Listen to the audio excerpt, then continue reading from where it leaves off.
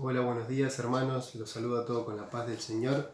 Les mando un abrazo gigante desde acá, a cada uno en sus casas. Espero que estén todos bien. Vamos a compartir la predicación esta mañana. Pensaba esta semana algo que siempre pensé, o muchas veces en mi vida, que es si alguna vez íbamos a vivir algo, pero alguna de esas cosas que quedan escritas en los libros de historia. Y la verdad que nunca había encontrado algo así. Por lo menos que yo haya vivido en primera persona, ¿no?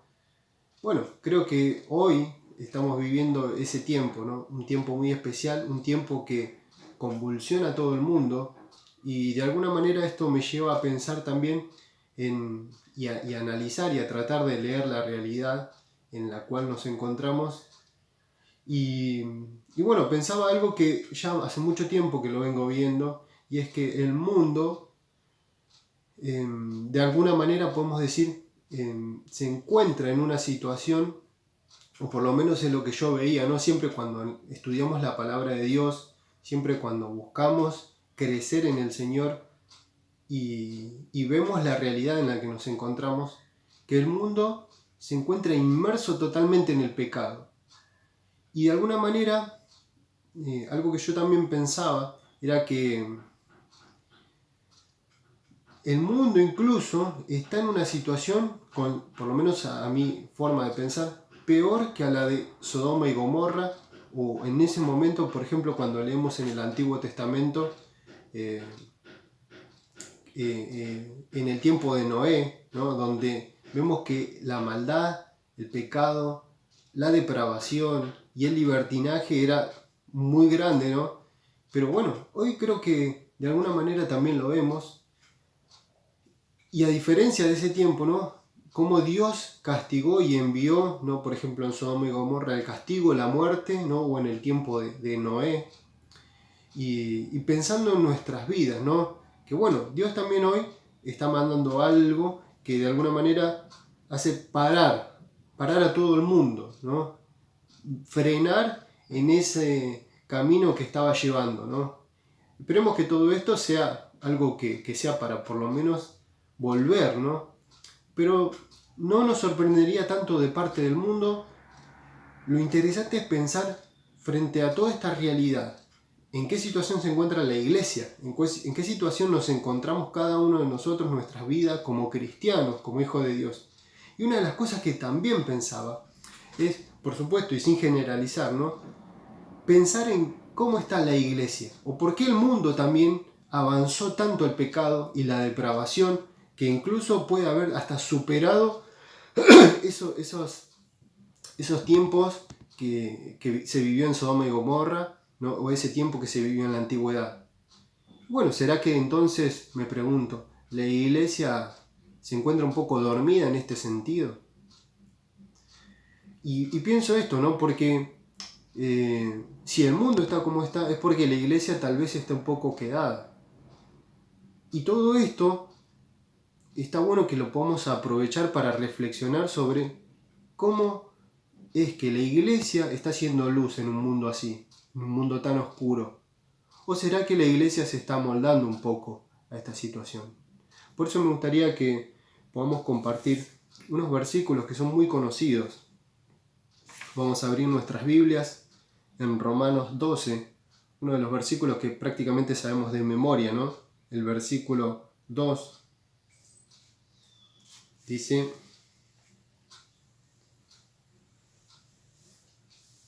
no os conforméis a este siglo, sino transformaos por medio de la renovación de vuestro entendimiento, para que comprobéis cuál sea la buena voluntad de Dios, agradable y perfecta.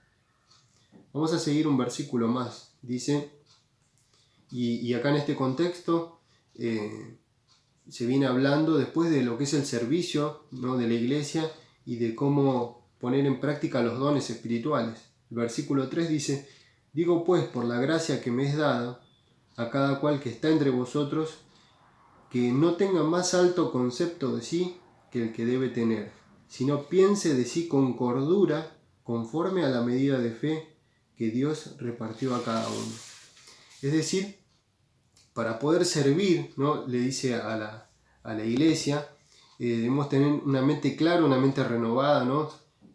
Renovada por Dios y estar ubicados en el centro de la voluntad de Dios, ¿no? Porque viene hablando justamente el versículo 2 de que no nos amoldemos a este mundo, sino que renovemos, ¿no? nuestra mente, todo nuestro entendimiento, nuestro pensamiento, para comprobar cuál es la voluntad de Dios y para poder ubicarnos en el centro de la voluntad de Dios. Y bueno, de alguna manera pensaba con todo esto que veníamos comentando al principio, ¿no? de esto de pensar que el mundo se encuentra en una situación tan alejada de Dios, ¿no? En donde vemos tanta depravación y tanto libertinaje, ¿no? A niveles tan grandes. Pero lo primero, pensemos, ¿lo vemos? ¿Pensamos que es así? ¿Creemos que el pecado ha avanzado tanto en este mundo? Porque si no lo estamos viendo, es porque de alguna manera, sin por ahí decir nos amoldamos al mundo, muchas veces vamos naturalizando que esto ya es así, o que es normal que es así. Cuando esto está mal, cuando la iglesia debe inmediatamente identificar que esto es algo que no puede ser, que debemos hacer algo, ¿no? Que debemos evangelizar al mundo para que el mundo no esté en esta situación de pecado. Amoldarse al mundo. Y de alguna manera toda esta situación que estamos viendo creo que pone en evidencia qué es lo que hay en el corazón de las personas, qué es lo que hay en el mundo, lo que reina, ¿no? En este contexto de posmodernidad, lo que reina, bueno, justamente es producto también de las filosofías humanistas, ¿no? En donde el hombre es el centro del universo, lo que reina es el egoísmo y lo vemos de muchas maneras, ¿no? Estuvimos viendo los noticieros y vimos que la gente salió a comprar desabasteciendo todo, ¿no? Porque lo importante era salvarme yo, tener comida para mí, tener, no sé, papel higiénico para mí, tener todo, cosas que son tal vez no tan y que no estamos en una situación de tanta emergencia y vemos el mundo volverse loco, ¿no? y cómo el egoísmo que hay dentro de los corazones sale, aflora, ¿no? En este tiempo de una manera impresionante. Lo vemos en el oportunismo, ¿no? En los precios, cómo cambiaron, en que decían hagamos cuarentena y la gente se iba de vacaciones y cosas así sin cuidar, ¿no? Veíamos por ejemplo en Pinamar, ¿no? en la costa, largas filas de autos. Y una de las palabras que se mencionó mucho es solidaridad, ¿no? Solidaridad, una palabra que me parece algo hasta gracioso, ¿no? En este contexto, porque muchas veces se dijo, ¿no? que las personas somos, o yo por lo menos escuché en noticieros en tiempos anteriores, el argentino es muy solidario, decían. Por ejemplo, me acordaba del 2003, esa inundación que hubo, ¿no? Y cuando pasó todo esto, que fue el tiempo en donde se empezó a juntar mucha ropa, si se acuerdan, de muchos lugares y muchas organizaciones llevaban, ¿no? Porque mucha gente se quedó sin nada, ¿no? Se inundó todo sus casas, perdieron todas las cosas. Y escuché ese comentario yo una vez, escuchando la radio, decían, el argentino es solidario, acá no vemos, ¿no? Y la verdad que lo que yo veía, ¿no? Y esto es importante, siempre que podamos tratar de leer la realidad a la luz de la palabra, si es verdad que es así. Porque yo digo, ¿dónde está la solidaridad? Si lo único que veo es que la gente está entregando ropa que le sobra, sacándose de encima cosas que le sobraban. Hasta incluso en un momento se juntó tanta ropa que por los noticieros y por las radios decían, por favor ya no traigan más ropa, traten de donar botellones de agua o pañales o cosas así. La gente mandaba ropa porque es lo que sobra, porque no hay solidaridad en este mundo, lamentablemente, ¿no? Y lo vemos en estas cosas, son muy pocos los casos que quieren colaborar, porque lo que reina justamente es el egoísmo, ¿no? Con respecto a por qué la gente salía a desabastecer, ¿no? Vemos también que estamos en un contexto de consumismo también, ¿no? Es decir, Yo no creo que, obviamente que hay gente que necesita, perdón, se cayó, que obviamente que hay situaciones que necesitan, que no tienen comida o que es una situación muy complicada, pero hay muchos casos en donde salen porque creen que se van a morir de hambre, porque el consumismo nubló nuestra mente a punto tal que la forma de pensar en este tiempo es a través de la comida. Si vemos los programas, todo es de comida, ¿no? Y todo gira en torno y alrededor de la comida, ¿no? Y bueno, la verdad que esto también nos hace pensar, ¿no? Porque no debe ser nuestra primera prioridad la comida, ¿no? En Estados Unidos se escuchaba que daban, también salían a anunciar por los noticieros y las radios que la gente, por favor, no llame al 911 para decir que se quedó sin papel higiénico, ¿no? Y ahí vemos cuál es la forma de pensar de la gente, ¿no? El 911 tiene que estar al servicio de las cosas esenciales que son para mí, lo que yo pienso que es algo indispensable para mí, ¿no? Y hoy todo se gira en torno a la comida. Y esto me hizo pensar también, especialmente en este tiempo que estamos en cuarentena, ¿no? ¿No sería malo que bajemos un poco la comida? ¿No? Esto me hizo pensar en la importancia y cómo muchas veces se nos hace tan difícil el ayuno, las cosas que son nuestra relación con Dios. Yo pensaba, por ejemplo, bueno, y algo que siempre quise hacer y que quiero ponerme las pilas, ¿no? Desde hace un buen tiempo, es con el ayuno. Y bueno, de alguna manera me acordé con todo esto, ¿no? De la gente desesperada por la comida, ¿no? ¿Por qué tanta desesperación si no nos vamos a morir de hambre?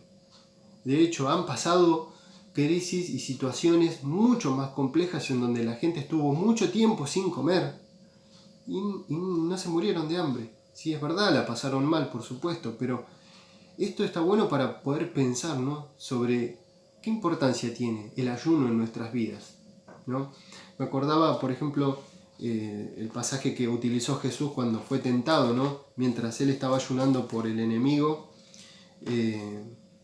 lo tienta y Jesús cita las palabras que nos dejó Moisés, ¿no? Antes de entrar a la tierra prometida, vemos que Moisés hace como un repaso a todo el pueblo, a la nueva generación, ¿no? La que ya había nacido en el desierto y que era la que iba a entrar a la tierra prometida. Y en el tiempo próximo a morir, Moisés hace como un repaso de todo lo que Dios hizo en el pueblo, ¿no? Para que esta nueva generación conozca y sepa de palabras de Moisés, ¿no? Y deja escrito el libro de Deuteronomio, que es en donde se hace este repaso. Y lo más interesante que son estas palabras las que Jesús cita, ¿no? a Satanás cuando le dice, ¿tenés hambre? Le dice. Deuteronomio capítulo 8, versículo 3, Moisés le viene explicando esto a esta nueva generación. Que el Señor los dejó que vivan en el desierto y por supuesto vivieron todos estos años en el desierto porque ellos, digamos, no tuvieron la fe, ¿no? para entrar a la tierra prometida. Pero a su vez también uno de los propósitos que Dios tuvo con el pueblo, de que vivan en el desierto y de que pasen hambre en este lugar y que dependan de el maná cada día, ¿no? Y que es muy interesante porque ellos, a diferencia de lo que pasa hoy, no podían agarrar todo lo que querían, ¿no? Muchos quisieron hacer esto y la comida se les podría, ¿no? Agarraban para varios días, ¿no? Porque pensaban que al otro día tal vez si Dios no provee, ¿no? Esa desconfianza y esa falta de fe. Y Dios no, decía, cada día yo te voy a mandar el maná, justo vos agarrá para ese día y comelo, ¿no? Pero es muy interesante lo que el Señor tuvo como propósito con esto. Deuteronomio 8.3 dice, y te afligió y te hizo tener hambre y te sustentó con maná, comida que no conocías tú ni tus padres la habían conocido, para hacerte saber que no solo de pan vivirá el hombre, mas de todo lo que sale de la boca de Dios, de eso sí vivirá el hombre. Y estas palabras las toma Jesús, ¿no? Cuando Satanás lo tienta porque Jesús tenía hambre. Y Jesús dice esto, ¿no? No solo de pan vivirá el hombre. Esta enseñanza que Moisés les dejó al pueblo de Israel. Y pensaba en esto, ¿no? Aprovechemos entonces este tiempo que tenemos, esta cuarentena para poder, bueno, yo me lo propongo hacerlo, ¿no? Ponerme las pilas con el ayuno, ¿no? Y poder dejar a un lado la comida, no la necesitamos tanto, ¿no? Por supuesto. Me acuerdo de mi amigo Saúl citó, una vuelta puso un estado, ¿no? Que decía, si los cristianos tuviésemos tanta disciplina para la lectura bíblica como tenemos para comer, la comida física, ¿no? Seríamos unos cristianos extraordinarios. Porque es verdad, comemos por disciplina, no porque lo necesitemos. No necesitamos comer tanto. No está mal que comamos, ¿no? Está bien y es lo que el Señor nos da, esta posibilidad de hacer muy ricas comidas, ¿no? De hecho, también los banquetes aparecen en la palabra de Dios como algo muy bueno. Pero lo importante es esto, buscar lo importante, que es el alimento que verdaderamente necesitamos, o principalmente necesitamos. Pensaba en esto de que la posmodernidad que este mundo nos plantea y nos ofrece y nos propone como el egoísmo, ¿no? El poder ubicarme yo en el centro. Y lo pensaba en, digamos, si la iglesia no se encuentra en una situación un poco dormida, un poco con una tibieza espiritual, un poco con una tranquilidad, ¿no? Que un poco da miedo, ¿no? Porque vemos que el mundo avanza, pero si el mundo avanza es porque como cristianos tal vez estamos un poco dormidos, ¿no? Y todo esto tomémoslo para poder pensar, para poder reflexionar sobre cómo podemos todavía activar en el Señor y decir, Señor, quiero agradarte, quiero ponerme las pilas en lo que, no sé, me esté faltando, ¿no? Pensaba, ¿desde qué momento congregarnos se volvió una opción? ¿No? Porque el egoísmo lleva a esto. El egoísmo lleva a que yo mire la vida cristiana desde mi perspectiva, en torno a mí, en torno a cómo yo puedo hacerlo, o como a mí me conviene, ¿no? Y no se trata de mí.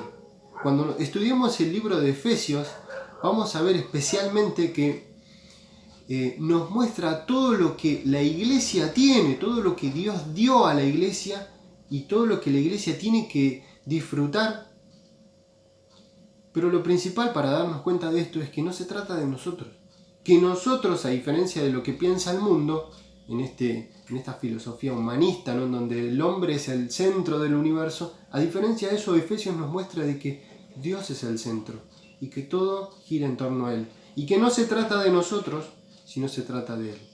Pensaba entonces, ¿cuándo, a partir de qué momento congregarse se volvió una opción? Aclarémoslo, ¿no? Congregarnos no es una obligación. Una obligación es otra cosa, ¿no? Congregarnos es un privilegio, que todavía es mucho más que una obligación. Porque una obligación sería, por ejemplo, ir a trabajar para mí. No en este tiempo que estamos en cuarentena, pero fuera de este tiempo tengo que ir sí o sí, porque si no voy, me echan, me quedo sin trabajo. Entonces, es mi obligación. O sea, tenga ganas o no, que muchas veces no tengo ganas, tengo que ir igual, no lo pienso. Como motivador, es un motivador importante porque, bueno, me lleva a que lo cumpla. Pero cuando entiendo el privilegio que es poder congregarme, y que no es para mí, y que no se trata de mí, sino que es de Dios, sino que es se trata de Dios, ¿no? Y que es para el Señor. Entonces, como motivador es mucho más que una obligación. Congregarnos no es una obligación, es un privilegio. Es un privilegio que no todos tienen. En algunos lugares en el mundo no lo tienen. Hoy, nosotros, lamentablemente, estamos acá, ¿no? Recién se me cayó el celular y bueno, no lo podemos disfrutar de la misma manera. De alguna manera, congregarnos, ¿no? En este tiempo, nosotros, yo creo que ayer hablábamos con los jóvenes, muchas veces no lo valoramos de la manera, ¿no? Hoy no lo tenemos. Hoy, por primera vez en mi vida, por lo menos en mis 35 años, nunca lo había vivido, ¿no? Y hoy lo echo de menos. La primera vez que no nos podemos congregar, un domingo, y la verdad que qué feo que es perder este privilegio. Podamos valorar estas cosas, ¿no? Podamos también tomar y administrar nuestro tiempo, ¿no? Toda esta cuarentena para el Señor, buscando, ¿no? Como dice Eclesiastés también, ¿no? Que cada cosa tiene su tiempo, ¿no? Y administrar el tiempo de la mejor manera, justamente como dice Efesios también, que lo estuvimos viendo, ¿no? Porque los días son malos, hoy más que nunca, ¿no? No por la pandemia, son malos por cómo reina el pecado en este mundo en nuestra actualidad. Son días malísimos en este sentido. Hay muchísima depravación, hay muchísimo libertinaje. Y bueno, esperemos que esto de alguna manera sirva para que esto vaya calmando, ¿no? Yo creo que Dios manda las cosas y todo sucede con un propósito también, ¿no? Escuchaba, estuve hablando esta semana con mi amigo Pablito Makotinsky, ¿no? Y hablábamos acerca de esto, de esta pandemia, la primera vez que vivimos una situación así, por lo menos, todos los que estamos escuchando esto, ¿no? Y él me decía también de esta explosión social que hay en cuanto a dos cosas que se mezclan. Por un lado, la enfermedad, el coronavirus, esta pandemia, ¿no? que un poco asusta a todos y que tiene en vilo a todo el mundo. Y por otro lado, que es la primera vez que sucede una pandemia en tiempos de redes sociales. Y es muy interesante esto pensando en lo que veníamos hablando del tiempo y de administrar nuestro tiempo. Hoy que justamente siempre que nosotros decimos no tengo tiempo o me falta siempre el tiempo, ¿no? Hoy estamos en cuarentena y ahora decimos no sé qué hacer, ¿no? Seamos sabios en poder aprovechar este tiempo, ¿no?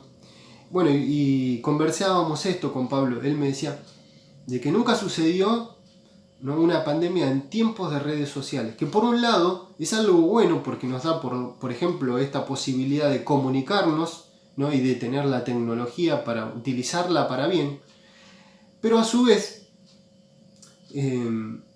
también trae muchas cosas a colación que son malas, ¿no? Y que muchas veces si no las sabemos manejar son muy peligrosas. No sé si todos escucharon el término la pandemia del siglo XXI. Antes de hablar del coronavirus, cuando todavía no existía el coronavirus, ¿no? Se hablaba de la pandemia del siglo XXI en un sentido medio metafórico, hablando de la ansiedad. Este es el tiempo de la ansiedad, se decía, ¿no? Entonces hoy se mezclan dos pandemias. Por un lado, una que es real, que es un virus, ¿no? que dio vuelta a todo el mundo, y por otro lado una pandemia un poco más metafórica, ¿no? Que es la ansiedad, cómo nos gobierna, cómo maneja nuestras vidas de alguna manera, se va metiendo sin que nosotros nos demos cuenta. Estábamos leyendo que no debemos ser como el mundo, ¿no?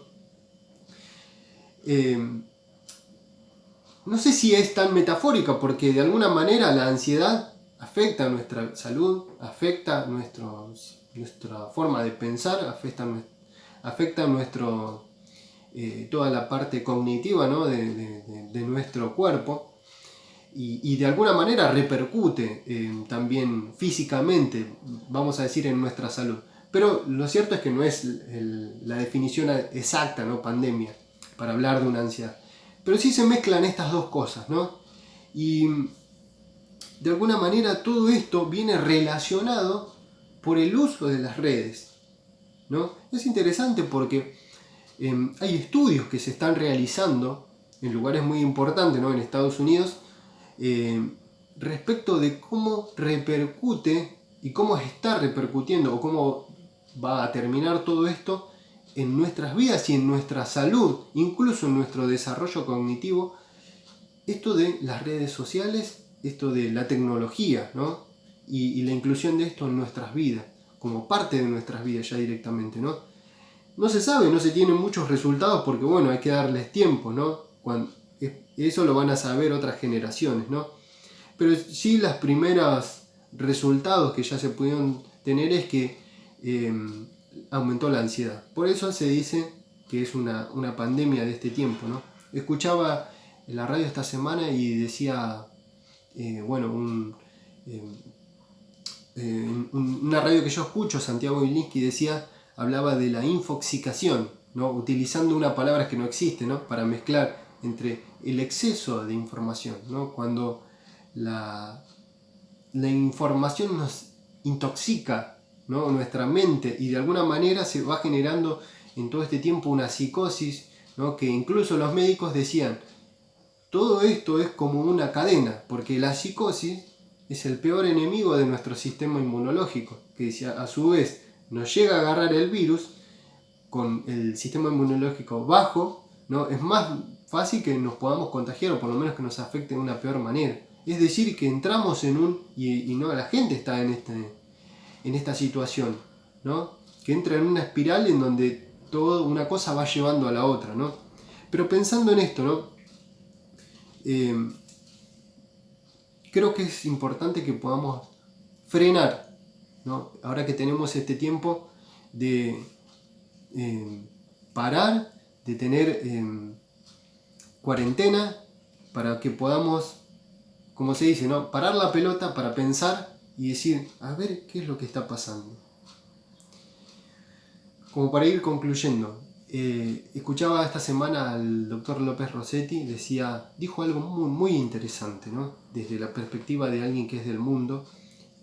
Dijo, el coronavirus le disminuyó el orgullo y la soberbia al hombre.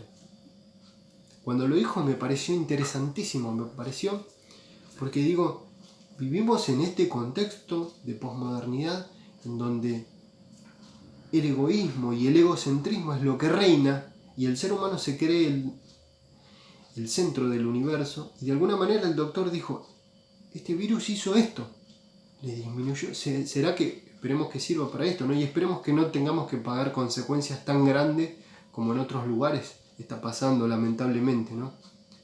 Pero más allá de lo que generó toda esta situación en el mundo, pienso y me gustaría que podamos meditar cada uno de nosotros para ir terminando con esto, ¿no? ¿Qué producirá en la iglesia?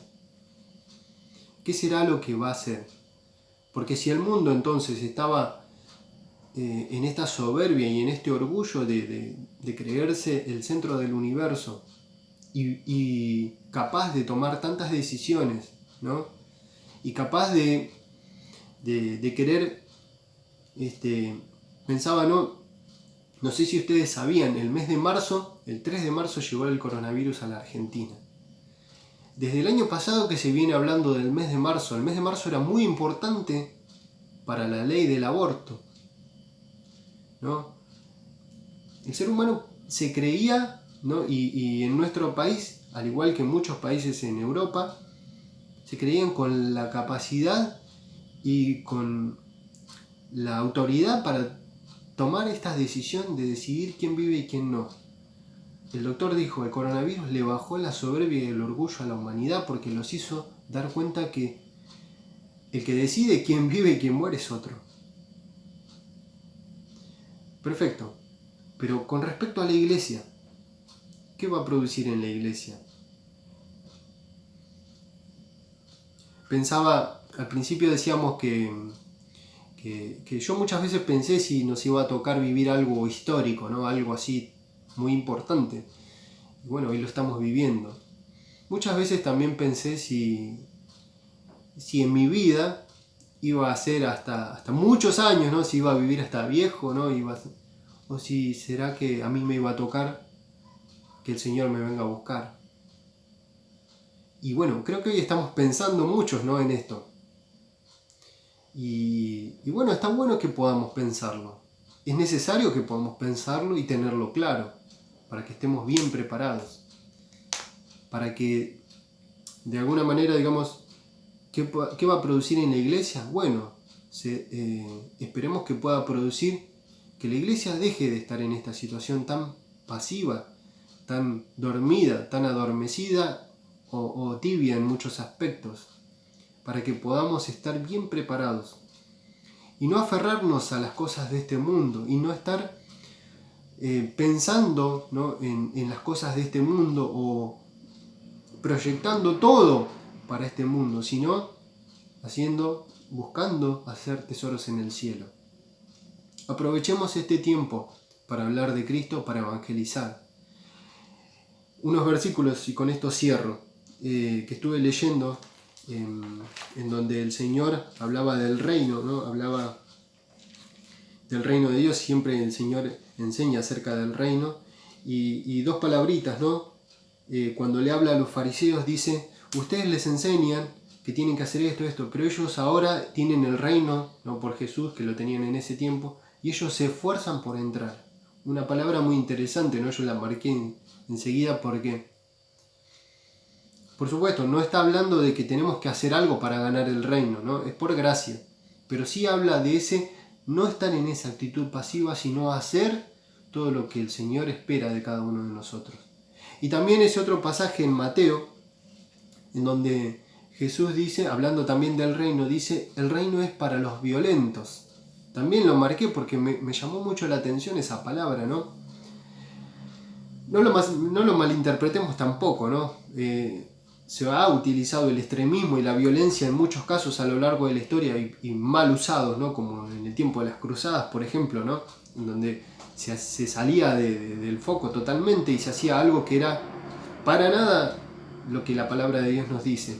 Pero cuando dice para los violentos, está hablando de aquel que activa, aquel que no permanece en una actitud pasiva, de una pasividad espiritual estamos hablando, ¿no? De alguien que se toma la vida cristiana como de una manera muy liviana y muy light, ¿no? Así que podamos realmente tomar toda esta situación que estamos viviendo para poder reflexionar y activar en lo que debemos modificar. Bueno, nada más. Los invito a que podamos tener una oración. Padre del cielo, te damos gracias porque en este tiempo que estamos viviendo, Señor, de convulsión social, y en este tiempo tan particular en donde no podemos congregarnos, pero sí podemos estar unidos en espíritu y en oración y en comunión, utilizando esto que